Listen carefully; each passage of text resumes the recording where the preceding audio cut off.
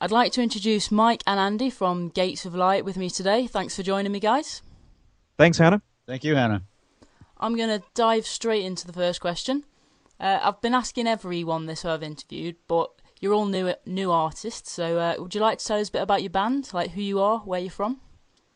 Absolutely. So, Gates of Light is a San Francisco-based band. We've been together since late 2007, Yeah, and our following is much local here in San Francisco, the Bay Area, Northern California. yeah, But also through MySpace, we've had a chance to pick up quite a few European fans and fans throughout the world, which has been really fun. yeah. It was a friend of mine that directed me to your MySpace, which is where I found you. Oh, wow. Yeah, Really? Well, yeah, that's great to hear. yeah. Where did your band's name come from? The Gates of Light is the name of a Kabbalistic manuscript from the 12th century. Right. And it's called Sharei Ra in Hebrew, and it describes the names of God as they appear throughout the Old Testament, and essentially it's a meditative manual on how to leverage those names of God to effect changes in the micro and macrocosm. Yeah, so well thought out name then. Thank you. Who are your favourite bands? So this is Mike. I'm going to start, and I'm going to pass the mic to Andy as well, Yep. because as with many bands, we have numerous influences, and it differs by band member. And I think that the great thing is that we have so many different influences sort of coming together. But what influenced me was listening as a kid to psychedelic rock from San Francisco and Los Angeles, so sort of the Yeah. California sound of the 1960s, particularly the Doors, Jefferson Airplane. Yeah. I'm also a big fan of British progressive rock music, so groups like Porcupine Tree and Merlin. Yeah. And Andy has a set of different influences as well, so I'm going to hand the mic to him now. Yep. Right. So I'm the drummer. So from a rhythm perspective, I have many different influences, and I'm also a dance music DJ. And many of the songs have a definite electronic influence in terms of rhythm and cadence can hear and that, yeah. energy as well. Right, right. And I'm particularly into the London drum and bass scene. Yeah. The high contrast LTJ Bukem and a whole bunch of the more experimental junglist DJs as well. So I Yeah. try to work in some of those influences where I can, when appropriate. Yeah.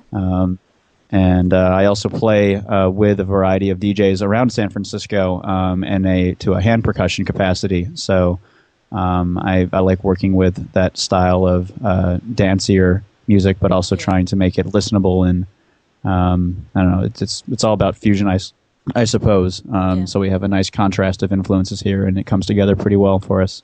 Yeah, you can hear the different influences in the tracks. I've got a big question for you next. Do you have a favourite song? Can you pick one?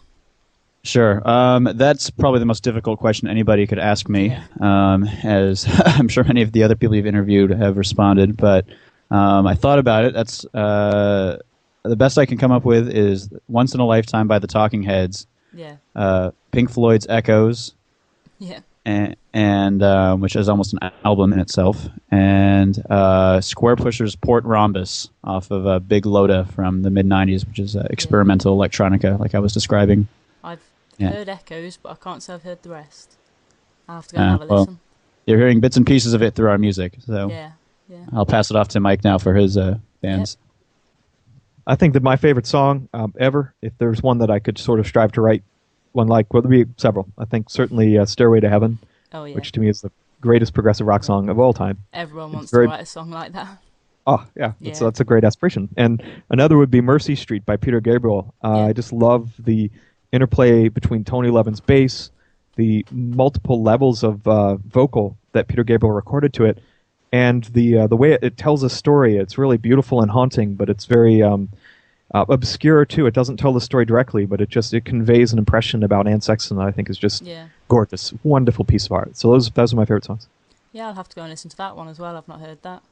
I find it impossible to pick a favourite song. As soon as I've got one in my head, I'm like, oh, no, that one's great. And that one's great. So, Yeah, it just seriously, goes nice on. question. Yeah. So how do you guys go about writing songs? Is there just like one of you that writes the songs, or is it collaborative band efforts?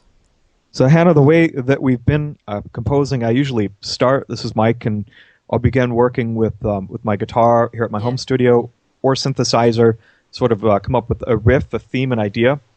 Sometimes I start with a vocal pattern, but usually the music comes first, and then I know what the song is about. I just sort of intuit the lyrics, intuit the story behind the song, and it's amazing. The process of songwriting, it's like you fall into this void, this space where all of a sudden the song is with you, and you can't always remember how it was written.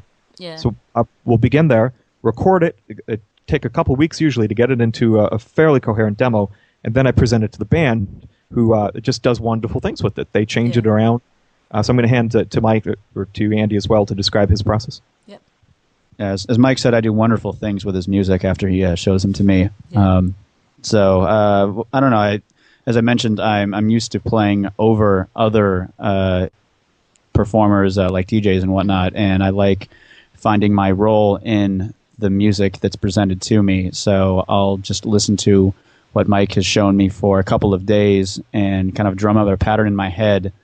And I don't know, sometimes it'll completely change the direction of the song entirely, as it has before with some of the stuff we're working on now. The rest of the members in the band lend their influence, and by the time everybody's had a chance to play their part, we've got a song. Yeah,